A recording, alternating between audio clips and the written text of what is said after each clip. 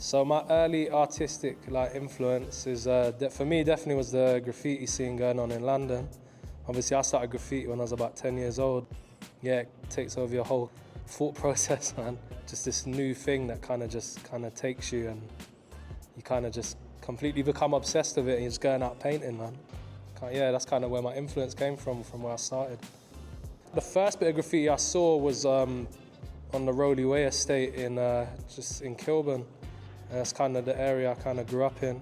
You had the football pitch, and it's just completely covered in graff, man. But like sick pieces, not like shit. And it was pieces that had been left there for ages, innit?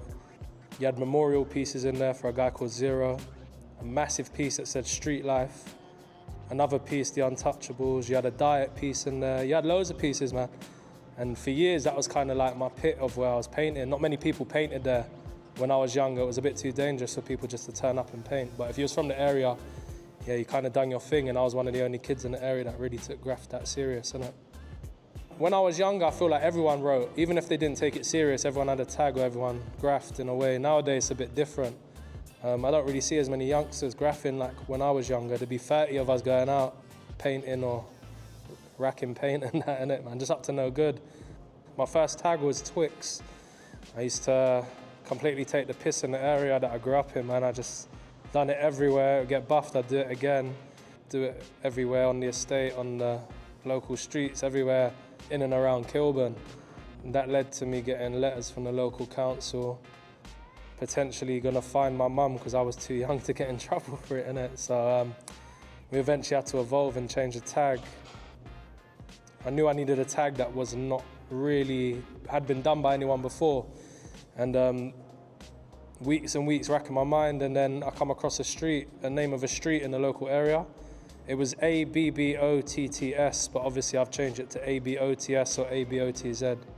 The reason why I chose it, I like the letters and the way that they go together. I love S's and Z's.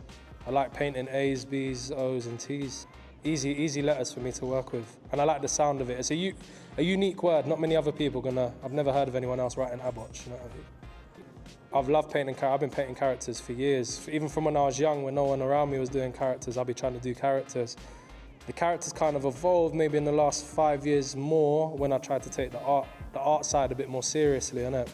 Over lockdown and that, I kind of just took a different direction and kind of was like, you know what? Fuck it, man. Let me try and use my talents and try and make something out of this art stuff, innit? Kind of push the characters. The characters are more easier digestible to people than graffiti words, isn't it? So if you see the character and you see it on one side of London and the other, it's easier to spot. For me personally, I think it does work.